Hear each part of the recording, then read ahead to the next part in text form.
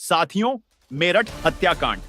साथियों, इस केस से जुड़ी एक बहुत बड़ी अपडेट निकाल करके आ रही है, क्योंकि जब मुस्कान का प्रेगनेंसी टेस्ट कराया गया तो इस कहानी में ऐसा खुलासा हुआ जिसकी किसी ने कल्पना तक नहीं की थी। साथियों, जब इसके बारे में मुस्कान से पूछा गया तो उसने छिपाने की कोशिश की, लेकिन जब सही से जांच किया गया और समझ गया तो इस कहानी में मामला कुछ और ही निकला। मुस्कान और साहिल, इन दोनों की कुछ अलग ही स्टोरी सामने आ गई। पहले तो इसे किसी ने ना जाना था और ना ही समझा था, लेकिन जब इस कहानी को ध्यान से समझ गया तो समझ में आया कि उसे रात वहां कुछ और भी हुआ था, जो कि अभी तक किसी के सामने नहीं आया था। तो ऐसा क्या राज है जो इस केस में छिपा हुआ है? चलिए इसे विस्तार से समझते हैं कि आखिर उसे रात और ऐसा क्या हुआ था जो कि अभी तक मुस्कान ने सबसे छुपाया था। साथियों, ये बात है मार्च 2025 मेरठ की गलियों से। अभी होली का रंग उतरा भी नहीं था।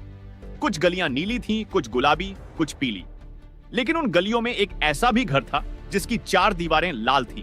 सौरभ और मुस्कान का घर। एक ऐसा घर जिसकी 4 दीवार में यूं तो कई सारे राज थे, लेकिन सबसे बड़ा राज यह कि सौरभ राजपूत है। कहां कई दिनों से सौरभ के परिवार वाले उनसे बात करने की कोशिश कर रहे थे, लेकिन सौरभ राजपूत मेरठ से कहां गायब हो गए थे यह किसी को नहीं पता था। और यह भी नहीं पता था कि उनके इस राज का जवाब एक नीले ड्रम में छुपा हुआ है। और उस ड्रम से शुरू हुई एक ऐसी कहानी जिसने मेरठ को दहला के रख दिया। एक ऐसी कहानी जिसमें प्यार है, धोखा है, ड्रग्स है, ब्लैक मैजिक है, सब कुछ है। सिवाय इंसानियत के कोई समाज के लायक नहीं है। वो बच्चा बहुत अच्छा था। This is a story that will shake the very foundation of a society. This is the story of Saurabh, Muskan and Sahil ना। This episode on of India crazy stories we will talk about the Meerut drum हत्याकांड। 18 मार्च 2025 मेरठ के एक police थाने में बबलू नाम का एक आदमी आया। अपने भाई के मिसिंग होने की रिपोर्ट लिखाने के लिए उसका भाई यानी कि सौरभ राजपूत, वो मर्चेंट नेवी से कनेक्टेड एक ऑफिसर था और हाल ही में लंदन से होली के लिए वापस मेरठ आया था। लेकिन पिछले कुछ दिनों से वह ना अपने परिवार से मिले और ना उनसे फोन पर बात करी। और अब बबलू और उनके परिवार को शक था कि उनकी बीवी मुस्कान जानबूझकर उनको अपने परिवार से मिलने से रोक रही थी। पुलिस जब इस रिपोर्ट पर एक्शन लेती है तो एक के बाद एक उनके सामने कई खौफनाक सच सामने आते हैं।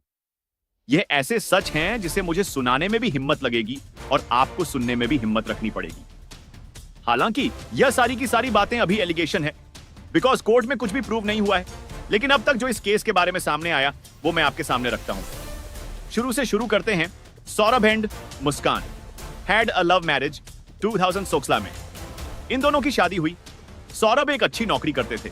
इनकी एक 5 साल की प्यारी सी बेटी थी। They were a perfect happy couple। लेकिन इस परफेक्ट दिखने वाले कपल के पीछे शायद सब कुछ खोखला था। मीडिया रिपोर्ट्स की माने तो सौरभ के परिवार वाले शुरू से ही इस शादी के खिलाफ थे, लेकिन सौरभ अपनी पत्नी से प्यार करते थे और कहीं ना कहीं उन्होंने अपने परिवार के विशेष के अगेंस्ट जाकर मुस्कान से शादी करी। सौरभ उस समय मर्चेंट नेवी में थे और ये एक ऐसा काम था जहां उन्हें लंबे दौरों के लिए अपने घर से दूर रहना पड़ता था। लेकिन अपने शादी के कुछ वक्त बाद अचानक सौरभ ने वो नौकरी छोड़ दी ही। Wanted to spend more time with his wife. और यह बात सौरभ के घर वालों को काफी अटपटी लगी। अचानक से शादी कर लेना, अचानक से नौकरी छोड़ देना।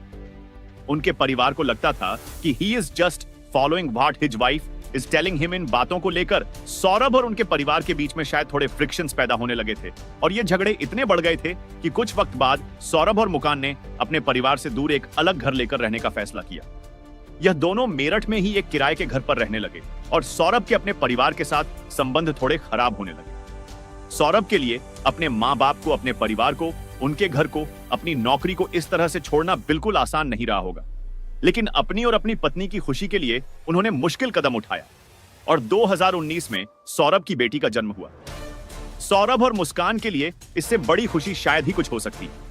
अब सौरभ ज्यादा से ज्यादा समय अपनी बेटी के साथ बिताना चाहते थे, लेकिन दूसरी तरफ मुस्कान के जीवन में कुछ और चल रहा था। एक दिन मुस्कान के फोन पर एक मैसेज आया, एक ऐसा मैसेज जिसने उनकी जिंदगी को हमेशा के लिए बदल के रख दिया। मुस्कान से शादी करने के बाद सौरभ ने कई मुश्किल कदम उठाए। अपनी नौकरी छोड़ी, अपने दोनों की खुशियों के लिए अपने घर को छोड़ा, मां बाप से दूर रहने लगे और जब अर्न ने पहली बार अपनी बेटी को गोद में उठाया, Perhaps everything seemed to be worth it. लेकिन 2019 में ही उनके परिवार में कुछ और भी हो रहा था। मुस्कान के कुछ दोस्तों ने मुस्कान को अपने स्कूल के अपने बैच के एल्मिना ग्रुप में ऐड करा। उस ग्रुप पर मुस्कान के कई पुराने दोस्त थे और उन्हीं में से एक था साहिल शुक्ला। अपेरेंटली मुस्कान का पुराना लवर स्कूल के वक्त में। साहिल और मुस्कान एक दूसरे को पसंद करते थे, दू के बहुत करीब थे, शायद प्यार भी करते थे। वक्त के साथ साथ अलग हुए और अपनी अपनी जिंदगियों में आगे बढ़ गए। लेकिन उस ग्रुप में एक दूसरे से कनेक्ट होने के बाद इनकी बातें दोबारा शुरू हुई। एक दूसरे से बात करने लगे, मिलने लगे और धीरे धीरे यह पुराना प्यार वापस जागना शुरू हुआ। लोगों ने बातें शुरू कर दी थी कि Muskan and Sahil were having an extra marital affair.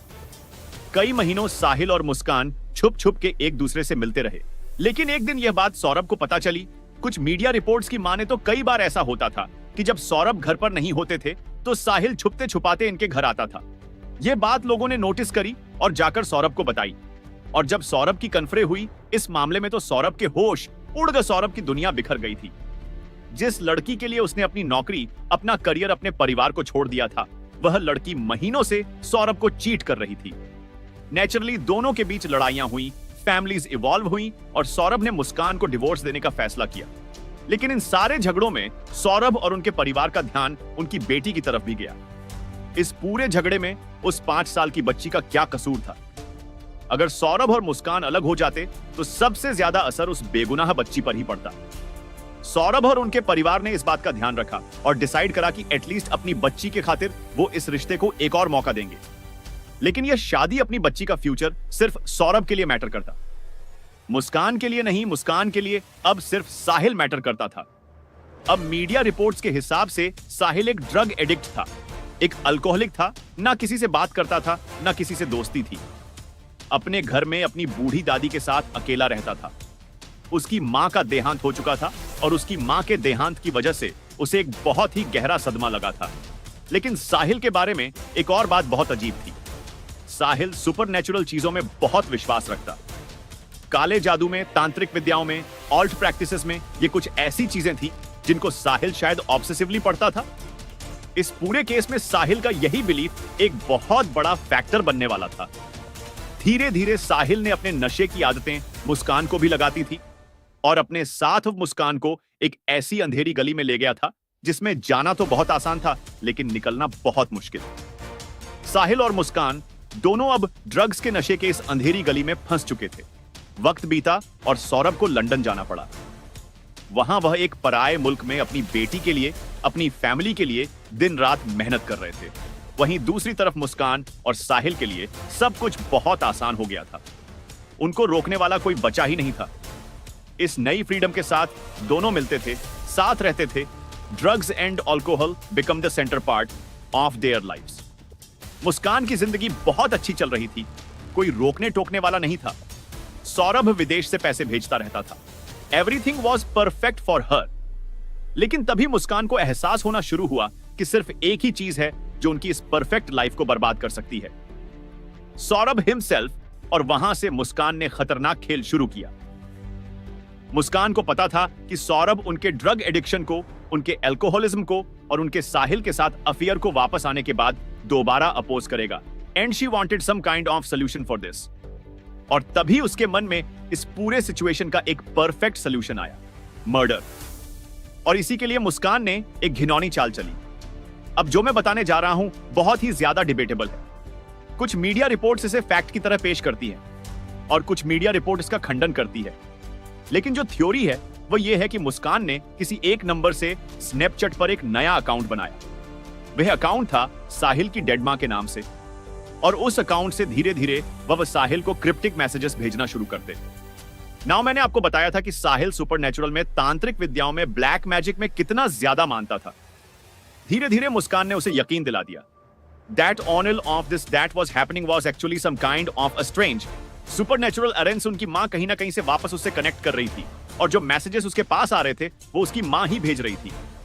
उन मैसेजेस में वो लिखती थी कि मुस्कान अच्छी लड़की है, हमेशा उसका साथ देना, जो वो बोले उसकी बात मानना। और अगर इस थ्योरी को माना जाए, जो कि लाइक सेड अभी सिर्फ एक थ्योरी है, उसके हिसाब से साहिल इन मैसेजेस की वजह से धीरे धीरे मैनिपुलेट होना शुरू हो चुका था। अब वो इन मैसेजेस की वजह से मैनिपुलेट हुआ या फिर उसकी लार्जर इमोशनल कन्वर्सेशन की वजह से, यह बात वक्त के साथ ही पता चलेगी। अभी के लिए दिस जस्ट अ थ्योरी। कुछ रिपोर्ट्स के हिसाब से नवंबर 2224 से इन दोनों ने सौरभ को मारने का प्लान बनाना शुरू कर दिया। A cold blooded conspiration was taking shape in their minds. धीरे धीरे इन्होंने सारी तैयारियां शुरू करी। मुस्कान जाकर कुछ बड़े बड़े चाकू खरीद के लाई, यह बोलकर कि हम घर में मीट चिकन वगैरह बनाते हैं, उसको काटने के लिए इस्तेमाल होगा। उसके बाद मुस्कान एंजाइटी होने का नाटक करती है और अनाटक करके कई सारी नींद की दवाइयां भी लाके घर में रख देती है। इनका प्लान सेट था, अब इनको बस एक चीज चाहिए थी, एक मौका। कुछ दिनों में वह मौका चलते हुए इनके घर आ रहा था। Saurabh was returning to India अपनी बेटी का बर्थडे मनाने के लिए। सौरभ इंडिया आया 24 फरवरी 2025 को। कुछ रिपोर्ट्स के हिसाब से 25 फरवरी को मुस्कान का भी बर्थडे था। तो सौरभ ने सोचा कि आकर दोनों को सरप्राइज दे देता हूं। इतनी मोहब्बत सौरभ के दिल में तब भी थी। वहीं दूसरी तरफ मुस्कान ने 25 फरवरी को ही बिना एक भी दिन गवाए अपने कंस्पिरेशन को अंजाम देने का फैसला किया। अपीरेंटली 25 फरवरी की रात को मुस्कान ने नींद की दवाइयां सौरभ के खाने में डाल के उसको खिला दी। सौरभ को खाना खाने कुछ ही देर बाद बहुत नींद आने लगी, लेकिन सौरभ बेहोश नहीं था। स्लाइड कॉशियसनेस सही, सौरभ को थोड़ा थोड़ा चीजों के बारे में अवेयरनेस थी। ऐसे में मुस्कान ने सोचा कि इस पर हमला करना शायद खतरे से खाली नहीं हो। लेकिन उसके बाद से सौरभ और मुस्कान में रिलेशनशिप सुधरने लगे थे। दोनों अच्छे से बात करते थे, हंसते खेलते थे। उसे कोई आइडिया नहीं था कि मुस्कान सिर्फ नाटक कर रही थी, एक और दिन का इंतजार कर रही थी। 4 मार्च की रात को मुस्कान ने फिर वही काम किया। दोबारा सौरभ के खाने में नींद की गोलियां मिला दी और इस बार उसका डोसेस बढ़ा दिया। अपने साथ हो रहे धोखे से अनजान सौरभ ने उस रात खाना खाया और थोड़ी देर में सौरभ बेहोश हो गया। उसके बाद जो हुआ उसे सुनाने के लिए मुझे हिम्मत लगेगी और आपको सुनने के लिए भी लगेगी। सौरभ के बेहोश होने के बाद चुपचाप साहिल घर में आया। मुस्कान ने उन नए चाकू को निकाला और वह चाकू मुस्कान ने सौरभ के सीने पर ठोक दिया। एक बार नहीं, कई बार बार बार बार बार भगती चली गई। थोड़ी देर बाद साहिल ने एक और चाकू निकाला और उस चाकू से सौरभ की गर्दन को धड़ से अलग कर दिया। इस कोल्ड ब्लडेड मर्डर को अंजाम देने के बाद एग्जैक्टली उस रात क्या हुआ ये किसी को भी अभी क्लियर नहीं है। कुछ मीडिया रिपोर्ट्स के हिसाब से सौरभ की बॉडी को उस रात बाथरूम में ही फेंक दिया गया, लेकिन कुछ मीडिया रिपोर्ट्स एक और थ्योरी सजेस्ट करती है। वो रिपोर्ट्स यह एलेज करती हैं कि सौरभ की बॉडी को उसी रात काटा गया। सौरभ के सर को और उसके हाथों को साहिल अपने साथ घर ले गया और सौरभ के बाकी के शरीर को मुस्कान के डबल बेड के स्टोरेज पर रख दिया गया। मुस्कान उसी बॉडी के ऊपर गद्दे बिछाकर रात में सुकून से सो भी गई। लेकिन इस थ्योरी में एक गड़बड़ थी कि अगर पूरा शरीर घर पर था तो सिर्फ सर को और हाथों को साहिल अपने घर क्यों ले गया। यहीं से यह थ्योरी यह भी कहती है कि साहिल या चीजों को अपने घर ले गया था because he probably wanted to do some black magic activities with this. अब यह बात कितनी सच है कितनी झूठ, यह तो कोर्ट में ही प्रूव होगी। फिलहाल this is just a theory. अगला दिन हुआ मार्च 5। साहिल और मुस्कान को इस शरीर को ठिकाने लगाना था। साहिल कहीं से एक बहुत बड़ा ड्रम लेकर आया और साथ ही 50 किलोग्राम सीमेंट भी। साहिल और मुस्कान ने मिलकर सौरभ की बॉडी के अलग अलग टुकड़े करे, उस ड्रम के अंदर डाले और उसके ऊपर भर दी। एक 29 साल का हंसता खेलता सक्सेसफुल आदमी एक ही रात में अपने घर के अंदर एक ड्रम में कंक्रीट बनकर दफन था। उसका कसूर भरोसा जिस शादी के लिए सौरभ ने अपने परिवार को अपने करियर को दांव पर लगा दिया था, आज वही शादी उसे किस मोड़ पर ले आई। सौरभ अब लोगों की नजरों से दूर इस कंक्रीट के अंदर पत्थर बन चुका था। बाथरूम साफ किया गया, घर चमकाया गया। कोई भी बाहर वाला आए तो उसको पता ही ना चले कि इस घर के अंदर क्या हैवानियत हुई थी। जो भी आएगा उसको लगेगा कि सौरभ घर में नहीं है, कहीं गया हुआ है। और अब मुस्कान और साहिल ने एक नया खेल शुरू करा। मुस्कान ने अपनी बेटी को नानी के घर भेज दिया, इस बहाने से कि पापा और मम्मी कुछ वक्त अकेले साथ बिताना चाहते हैं। और यह करने के बाद 5 मार्च को ही साहिल और मुस्कान एक वेकेशन पे चले गए, अपने गिल्ट से और किसी भी खौफ से परे। ये दोनों उसी दिन हिमाचल की सैर पर चले गए। लेकिन वो ट्रिप सिर्फ एक वेकेशन नहीं थी, इनके लंबे चौड़े प्लान का एक बारीक हिस्सा भी था। जब साहिल और मुस्कान हिमाचल गए तो मुस्कान के पास सौरभ का मोबाइल फोन था। मुस्कान ने पड़ोसियों और रिश्तेदारों को यह खबर कर दी थी कि सौरभ वेकेशन पे जा रहे हैं। मुस्कान ने सौरभ के फोन से सोशल मीडिया पर फोटोज वगैरह डाले, making it seem like Saurabh तो हिमाचल में है, वेकेशन पर है, एंजॉय कर रहा है समय। इल्यूजन क्रिएट करती रही कि सौरभ बिल्कुल ठीक है, हेल एंड हार्टी है, लेकिन हकीकत उसके एकदम विपरीत थी। सौरभ तो अपने घर में कंक्रीट के एक बक्से में दफन था, धीरे धीरे तिनका तिनका गल रहा था। लाइक आई सेड, इस पूरे सच से अनजान सब लोग यह मान चुके थे कि सौरभ तो हिमाचल में है, लेकिन अब कुछ मीडिया रिपोर्ट्स यह भी बता रही थी कि उन दिनों सौरभ की बहन की भी सौरभ से तय हुई।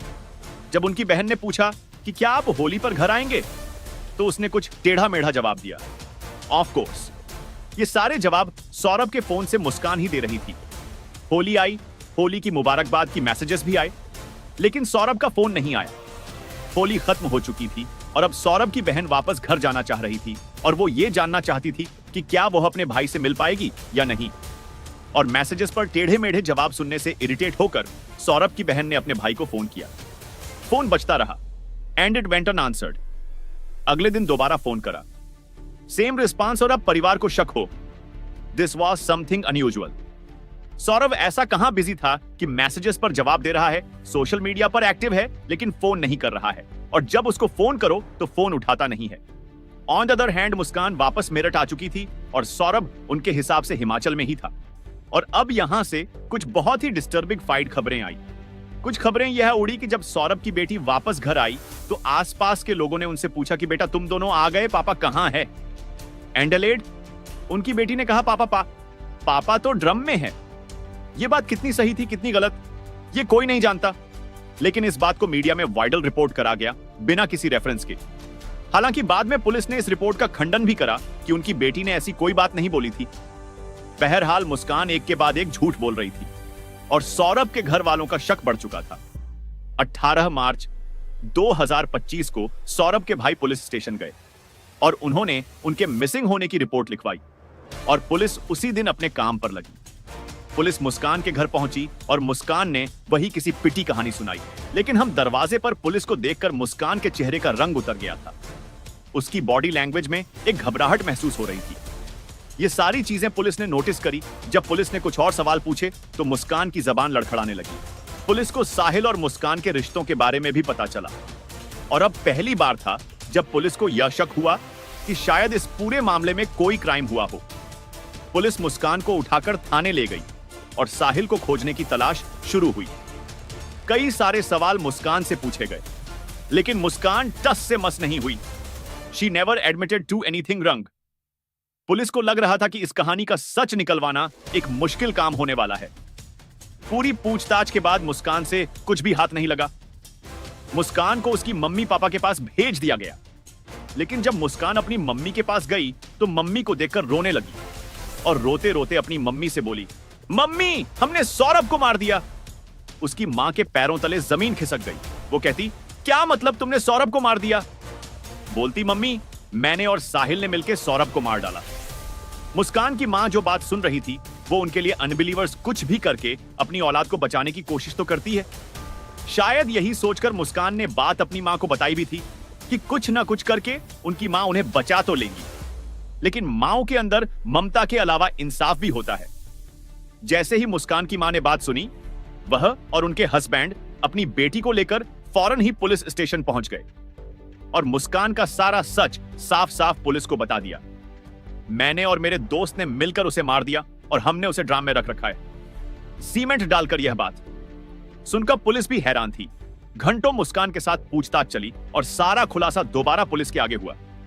साहिल शुक्ला से पूछताछ हुई और साहिल ने भी गुनाह कबूल लिया। उन्होंने उस ड्रम के बारे में भी बताया और अब पुलिस वो ड्रम खोजने उनके घर पहुंची। वहां सच में एक कंक्रीट ड्रम था, इतना भारी कि उसे हिलाना इम्पॉसिबल था। उस ड्रम के पास से बद आ रही थी। जब उस ड्रम का ढक्कन खोल के देखा गया तो देखा कि उस कंक्रीट के अंदर सौरभ के शरीर के कुछ चिथड़े पड़े हुए सड़ रहे थे। Saurabh Rajput was found but found dead. Police के हाथ में एक कंक्रीट का स्लैब था। हथौड़ से छेनी से उसे तोड़ने की कोशिश करी गई, लेकिन कुछ भी हाथ नहीं लगा। उसके बाद उसे एक स्पेशल फैसिलिटी भेजा गया जहां कुछ स्पेशल मशीन्स मंगाई गई, ड्रिल मशीन्स, मार्बल काटने वाली मशीन्स। और उनसे जब उस स्लैब को काटा गया तो उसके अंदर से सौरभ के चिथड़े निकले, गले हुए सड़ते हुए जिस्म के हिस्से निकले। डॉक्टर्स के हिसाब से वह हिस्से इतने गल चुके थे, इतने सड़ चुके थे, इतनी खराब हालत में थे कि उनकी सही तरीके से ऑटोप्सी करना भी पॉसिबल नहीं था।